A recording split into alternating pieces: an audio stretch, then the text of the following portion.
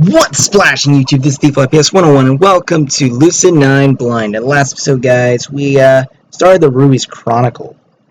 So there's that. Apparently you have not one but two characters to play as, which is strange. At any rate, I would say leave a like and subscribe, but real quick, I'm going to tell you guys a little something. I'm going to be doing this thing where I will be recording 2 episodes a day. Unless I mess up, then I record like 3. Unless I mess up on the second one, then there'll be 4. Anyways, that's not important. The important is that I'm going to be doing that, and then uploading once every other day, so that way you get like 3 days of not getting an episode, just so that it helps my lungs, and it helps you guys get to catch up on the series while I'm recording. So there's that. Anyways, excuse me. So even though I'm going to be recording on Thursday, I will not be uploading on Thursday. I will be uploading instead on Saturday, which makes sense in some way. Which is ironic because I don't normally do those on weekends. But I think Saturday will be an exception. Sunday, not so much. But I know that next Monday I will not be uploading, but next Wednesday I will be. That's a little out of whack, I know. I have it planned out. Just bear with it, okay, guys? So, anyways, leave a like if you haven't already. Subscribe. There'll be a click notification down below. You guys can like it if you dislike it or something. The reason why I did this is because my audio was a little too quiet. Was too quiet compared to the sound of the video, which you could hear blaring. So I turned down the volume a little bit, and yeah. Anyways, back to the game. We're here at Harvard. We're here with Rui. So with that, guys, leave a like. Let's go. I shudder, pressing myself as close to the crowd as possible. Thankfully, when the stoplight turns green, the figure doesn't follow. But it's a little strange. Why does that person seem so familiar? Huh. Alright, so guys, when I was recording this first time, I didn't notice the change in this. But it's white. Rui's was pink. Or maybe it's blue. I can't really tell. Anyways, so I guess it switches from Rui to Yama. That's kind of cool. I like that. Anyways, I come to a start with my head pounding terribly. Ugh. This might be what it's like to have a hangover. My eyes absently scan the surroundings out of habit. City, nighttime. Standing on a bench, cool breeze, and clear sky, and weather that I would have enjoyed in different circumstances. That's right. I lapsed. I drew out my phone, almost lazily, my brain still fuzzy as I check the time. 10 p.m. I've been out for how many hours? 14?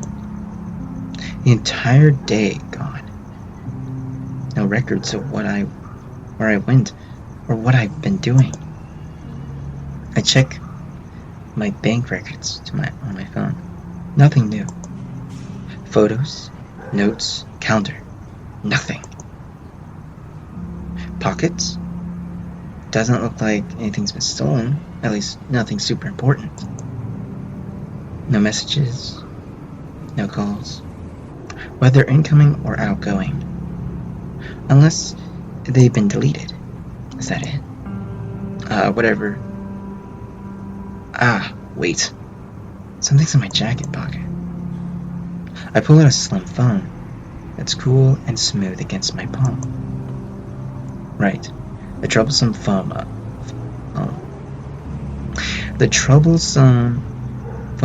of Haru Bunya, who was brutally murdered. Haru Bunya, who had the latest phone model.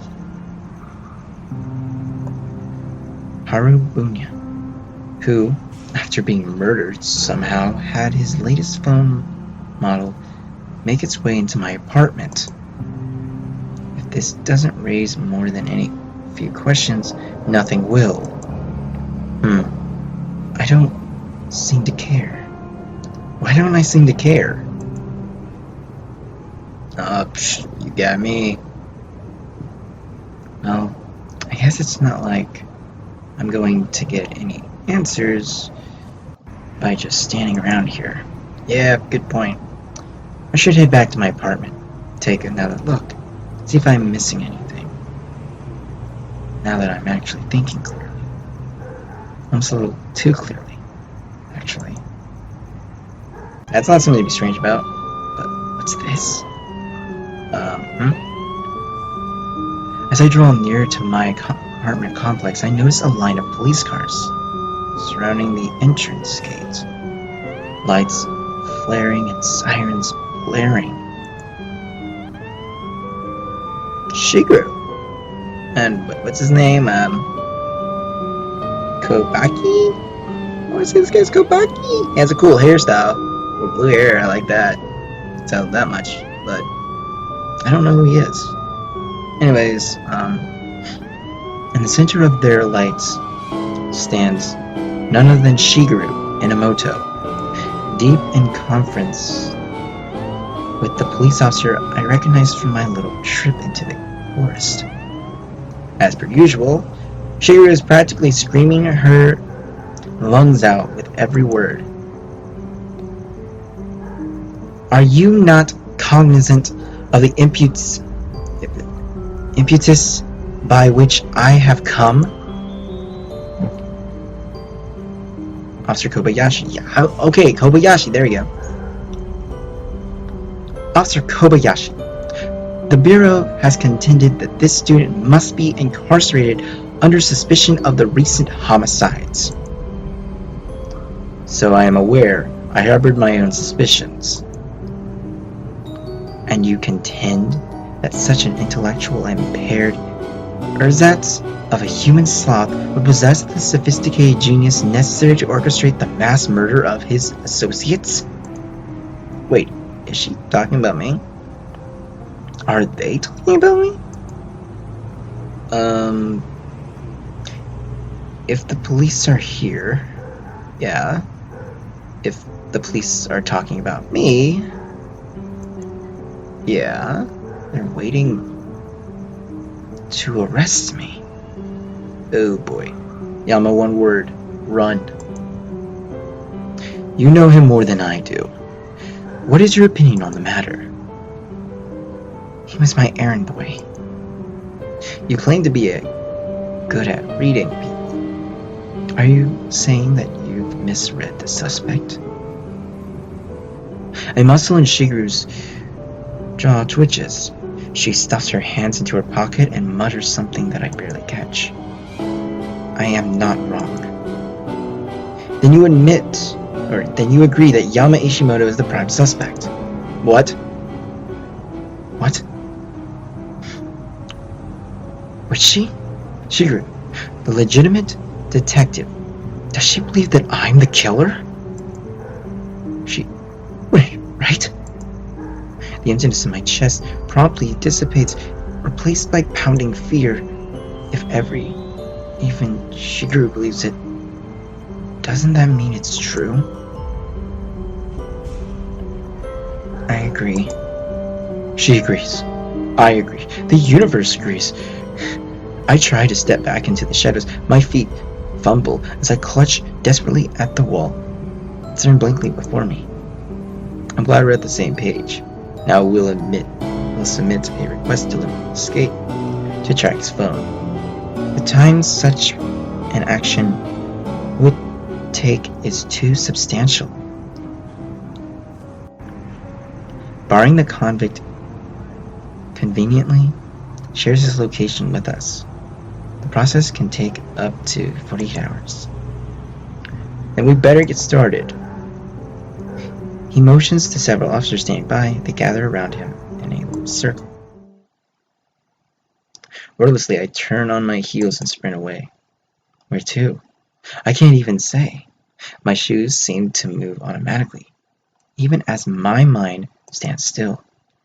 Corner here, turn here, stop here. Yeah, that's right. I'm not an ordinary high school student who woke up from an overlong nap. I'm a suspect, a guilty conscience. Someone who holds the phone of the murder victim in his hand after the victim's death. Shigeru, she's not the type to lie, to protect someone. I should have suspected that. Answer from her. Then, if I accept it, shouldn't I be turning myself in? Okay, real quick. You're not a suspect. I know I said, guys, remember when I said this was like my second time recording this? Well, I mean it. I know he can't be the murderer. I know this. I just know. Okay? Just go with it, guys. Anyways, I grind to a halt at the subway platform, sliding into the nearest bench. Alone in a crowd. Isn't that an expression? No. But anyways, continuing, I forgot to mention that not only did I record this, but I know some of the answers. So I'm going to let them self-explanatory, and you guys are going to see it when it comes up soon. Hanging around in public is probably the worst place for me to be. As soon as they get a hold of my picture, my face will be broadcast across the nation. Who knows? Maybe it's already been posted on Pattern. Maybe Misaki or Yahiko have already stumbled across it, and like Shigeru, just like Shigeru, turning one by one. Not a friend, not an errand boy, not an academy student, a murder convict. Why wouldn't they leave? Why wouldn't they all just go? Because you're not guilty. The voice is almost deafening in my ear, resounding in every corner of my brain. I almost start at the sound. But what doesn't matter. The evidence says otherwise. Killings happening at night.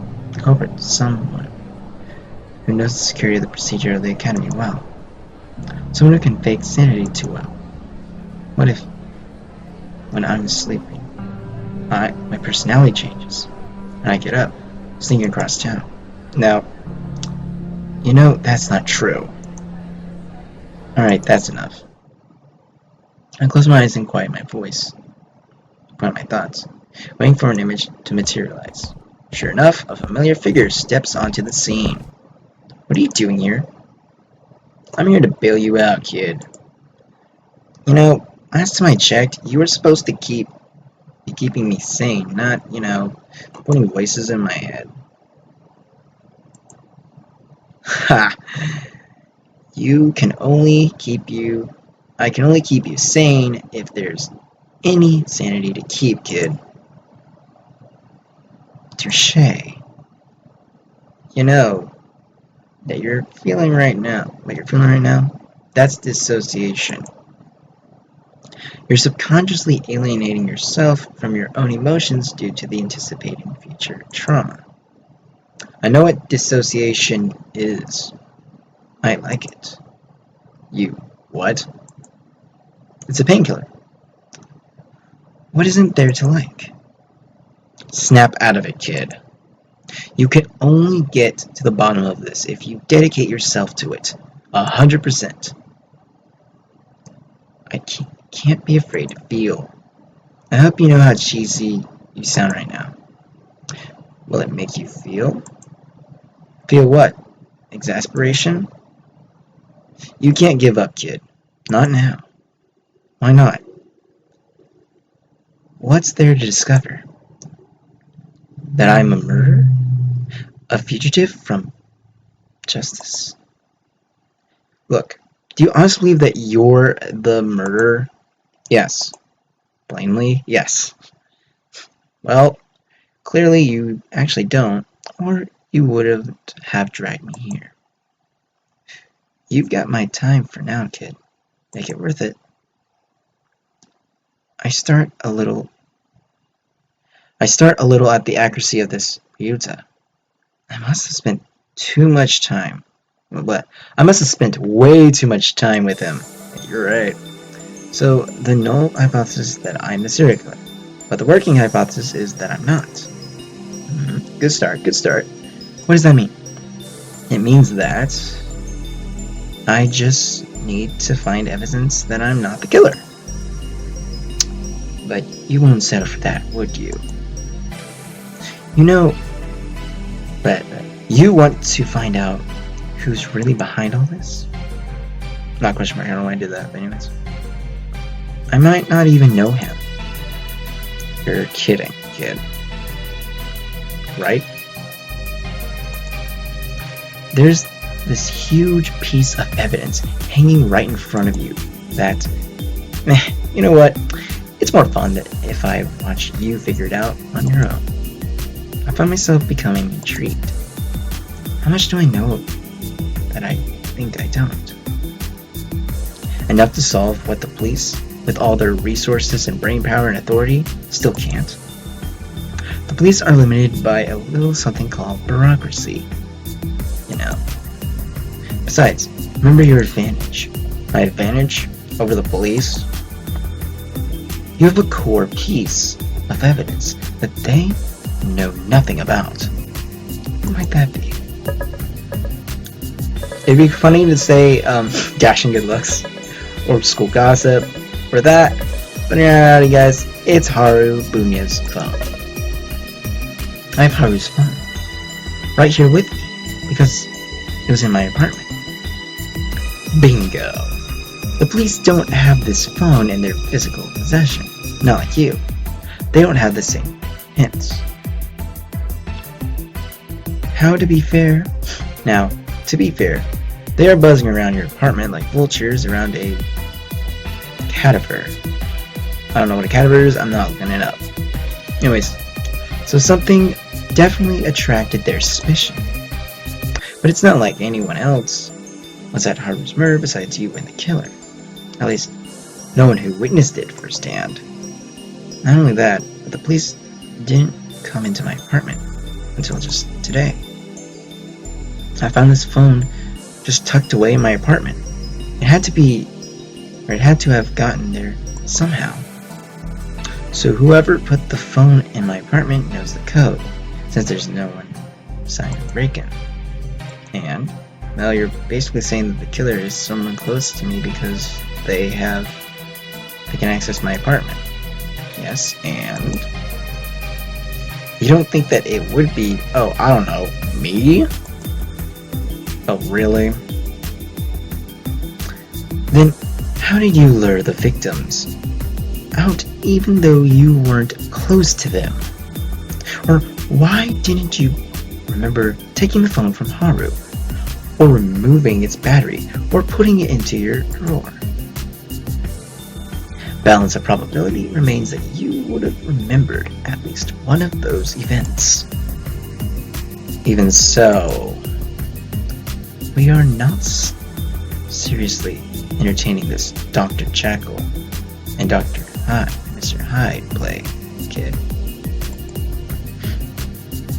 You know your own medical reports. The lapses are a problem with your memory, not your behavior. It could have changed since then. You don't even know how sad it is that you're losing an argument with yourself. Just move on, kid. We've only got so much time. Even I have to admit that it's an unlikely scenario. Right, so then what? So assuming that you're not the reason why Haru's phone is in your apartment, then how did it get there? Well, someone else had to put it in there. Good. And who? And why? the killer, to frame me. That would have been the only other person with access to Haru's phone before the police arrived. The police wouldn't have planted the phone into my apartment. Hey! Now we're getting somewhere. Even if you found the phone, the killer wouldn't have wanted to make certain that you wouldn't know what it was for. Why did that fail? What? Well, you found it was Haru's phone because you turned it on. That's clearly not within the killer's plan. So he's saying that the killer didn't know about the wall charging feature. Because that's the only thing this phone actually is good at, which is something I want to have, because I remember speaking about how I wanted to have that kind of phone, specifically when it was mentioned by Misaki.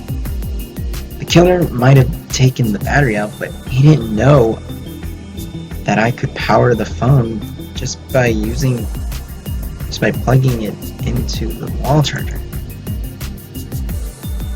Which means he knows about some technology, but not all. He knew enough to take out the battery, but not enough for the latest. But not enough to know of the latest features. Ah, good going. You might actually solve this for real. See, you already know one thing about the killer that the police don't. Hooray! Let's throw a party. Aw, suck it up, kid. I have to use my voice that I usually use for creepypastas to you, Leota, don't I? I don't know why I do that now, but anyways. There's another weird thing about Haru's case that you need to remember. Happen to know what it is? Well, it's actually location of death. At first, the first two recording, I thought it was those, but actually it's location. Because you guys do not know, or remember, Haru died in an alleyway. Not in the forest like the first two. He died the location of death. He's killed in an alleyway in District 6, not in the forest. Good. And it's a place with too many potential witnesses around. Even though the forest has police on patrol, it's not like they can secure a large portion of it, much less the entire forest. He probably knows the forest like the back of his hand, and he could have easily snuck around them. A sad truth, but good. Though it would have been risky to take a screaming victim to an area swarming with personnel. Would the forest have been swarming with personnel 2 days ago?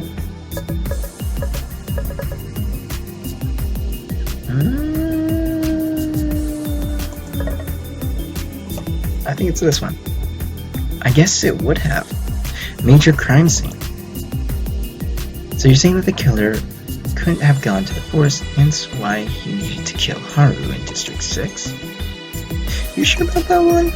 Oh no, I messed it up. I mean, it's strange that he would choose an alleyway so close to the border rather than a more discreet area. Seems like you missed the important part, kid. What? Remember what happened before Haru's murder? What happened before? What were you doing precisely? Before you ran off to District 6, I was arguing with Rui. And what? And before that? Oh, that's right.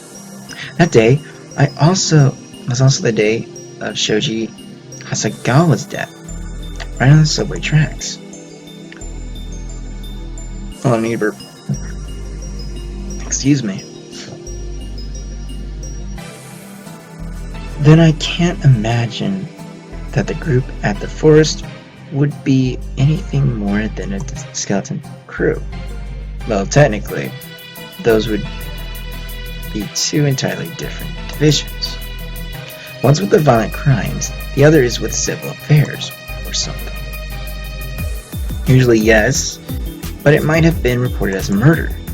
Yuko was arrested and interrogated for it. Do you see how easily he walked out? Must have been the witness interrogation, not as a suspect. Well, it's either that or his parents were influential enough to... Okay. We're getting off topic here. Let's just settle it like this. It's likely that it was handled by the Violent Crimes Division because it involved the death of another Academy student in the wake of multiple student disappearances. Furthermore, there were 3 witnesses at the scene: you, Yukiko, and Rui. And all of you are also Academy students. Happy? Why didn't I think of that? You just did. Good point. Technically, he's my psyche, or he's Yama's psyche, so So why does that matter? The forest was still a fairly viable option, and at the very least, it would be away from overly inquisitive citizens. Then why was Haru still murdering District 6? I guess it'd mean that the killer wasn't entirely in charge of his circumstances. Things didn't happen according to his plan. So the question we must be asking is, why and how was Haru murdered? I can answer all that. You're killing me over here, kid. Fine. I'll rephrase it. Remember how every previous victim logged in for curfew before they disappeared? Yeah. But Haru didn't. He was away from school even before curfew tolled. Seeing something weird? Besides the obvious break-in pattern. Holy smokes, kid. The pattern is odd. Why would the killer kidnap students after curfew? Let's say I'm your everyday Joe. Well, your everyday psychopathic Joe. I need to kill a couple of people here and there, and for reasons unknown, it has to be a bunch of kids at this super uptight private school. When would I choose to strike? After curfew? Tell me why that's an obvious disadvantage. Ignoring the obvious security problem it would.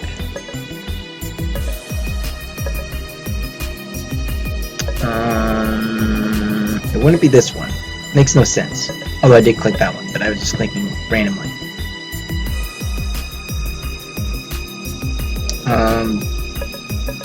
I'm gonna say this one. Well, the later his activity, the later he'd have to get to bed. That would mess up his day routine. He'd be noticeably irritated and sleep deprived. Probably wouldn't be able to plan his operation as well either. First of all, that sounds pretty lame. I think you do way better. Second of all, didn't you notice that he didn't kill someone every day? The human body can easily go one day with little sleep, as long as he can rest the next day. That's a good point. Think harder, kid. Let's limit the thing then. Because security locks down at the school after curfew.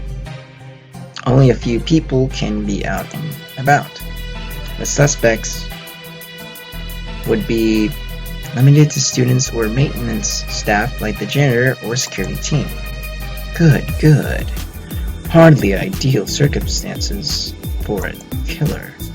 So pretty safe to presume that he wouldn't act after curfew unless he absolutely needed to. Which means that Haru Bunya missing curfew was his own choice. Because if the killer kidnapped him before curfew, then why didn't he do so to the other students? Unless this time was an exception. Hey, everything can be an exception. You'll never get a working theory that way. Now, let's think about this. Haru skips curfew while the killer is confined. Night falls. Unlike the other victims, Haru is out of school, but still ends up being killed. He probably thought that he would be safer if he wasn't confined to curfew. Oh no. Oh no. You don't think that. You think he went to go look for the killer. There's no proof of that. I'm kind of agreeing with that. I'm just now reading this back and I'm now agreeing. I wouldn't say that. It's easy enough to stay safe in public. 24-hour fast food restaurants and CCTV, well, with CCTVs, public hospitals, even the police department. For crying out loud, kid. The killer might know the school security system like the back of his hand, but he wouldn't control all of these of them. And Haru didn't seem like the stupid type. Just so... coincidence? Probably not. Good boy. What if that's the case, why wouldn't he tell anyone his suspicions? You tell me. Because he didn't have any. He was just gonna tail the first guy who left the school. And on that note, why wouldn't he notify the police if he was gonna take such a risky action? Why wouldn't he notify the police? Why wouldn't he? Indeed. Detective Sherlock Holmes Yama in the case. Yes. This is what you want me to feel? Correction. This is what you want you to feel. Because I have to understand what Haru is thinking. You only don't understand Haru because you're distancing yourself too much. It's time to get real, kid. Check the phone of yours. Check my phone? I stumble out of my concentration into the disorienting mess. Still in the subway, which is now completely empty. How long have I been thinking? I peer around the abandoned platform, nothing but the soft flickering of a dim light. Oh, I guess it makes sense. This isn't exactly a major station. A dull vibration in my pocket of my phone, or my pants, redirects my attention. Sorry, I messed up on that. I stumbled completely. That's right. My phone must have been vibrating all this time. From Shigeru, probably to alert me somewhere or another. Or some teacher to warn me of my absence. Maybe even a friend who's wondering where I've been. It probably was vibrating from the moment I entered this subway. Vibrating incessantly. Commotion. I tend to shut it out when I'm overwhelmed, distancing myself from reality, as Mr. Ryuta would call it. Childhood trauma, learned behavior, coping mechanism. One moment, the world is there. The next, it's just me, alone with figureheads inside my brain. A caricature of Mr. Ryuta to help me think better, or a caricature of Rui to stabilize my emotions. Such extremes haven't been necessary for years. After all, this excitement happens in high school. Gossip, relationships, bullying. But now I'm distant. I feel it in myself, something hollow, cold, something that apparently couldn't even notice the vibrations of my own phone. Well, I guess I eventually noticed. I hear myself and scroll up through the notifications, daily mundane life. I expect. Thank God it's getting rid of that vibration. Sarge? Hate to disturb you, but I'm sorry. Hate to disturb your 1,000-year slumber, but have you seen your destined princess?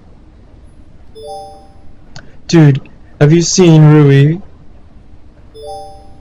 Is Rui with you? Rui, MIA at your school. Respond ASAP. Rui is missing? I don't even realize it, but my fingers weaken, and my phone slips through the space between my knuckles. It turns in, and over, and clatters to the ground. The shrill impact of flying glass against the concrete, echoing down the hollow, utterly abandoned passage in which I sit. Rui, missing. Oh God, Rui is missing. It starts out as a disappearance. 3 times. A disappearance from school. A mysterious vanishing after a logged curfew. No one can find them. No one can contact them. Phones are tracked and found in garbage disposals. CCTV footage turns up corrupted or deleted or looped. Then the bodies are found.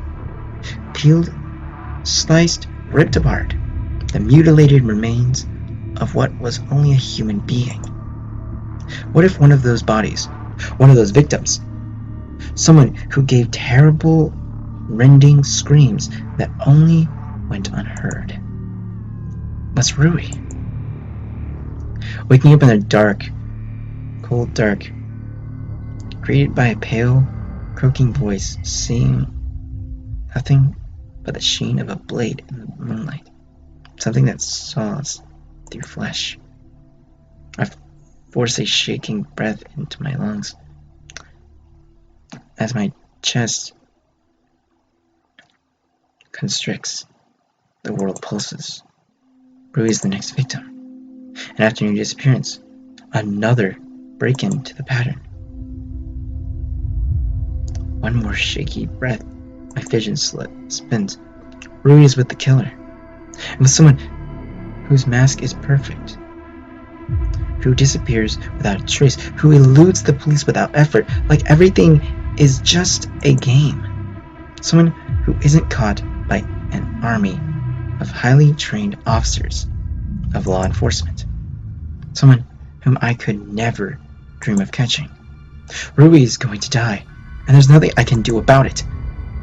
I'm just a 17-year-old kid, hiding in the subway like a homeless beggar, a refugee from police custody. Rui's smile, her teasing, her nagging, gone just like that. Another figure who entered my life, only to leave me. Violently ripped away before her time.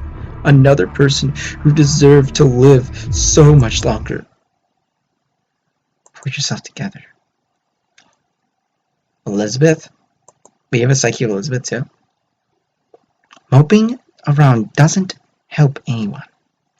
If you want to be useful, then be useful. Lizzie? Figures I'd see you. You like to challenge me. Guess this time wouldn't be any different. So, things aren't hopeless? What amazing advice do you have for me? This comes almost mockingly. A crushing weight has filled the space that was once empty and shock. I have nothing left but sarcasm and cynicism. In response, Elizabeth's image flickers into mysteriousm. There's still a key that you have to remember about Haru's case. A key? Recall it.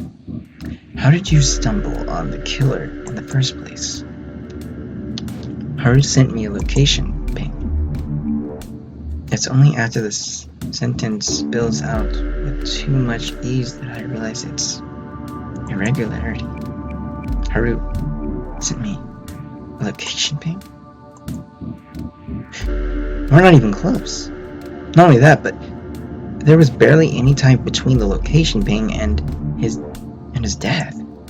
So somehow, in his last moments, just before he died, he decided to send a location ping to me? He's got a point. I fervently rack my brain for an answer. We're going to continue to fervently rack our brain because in the next episode, guys, we are going to find out some more stuff. I know it's a cliffhanger, I know. Oh my god. But yeah, guys, thank you guys so much for watching. If you guys like, please like, comment, subscribe. It will help out so much. And as always, guys, this is the Podcast 101, and I'm bouncing out. Bye!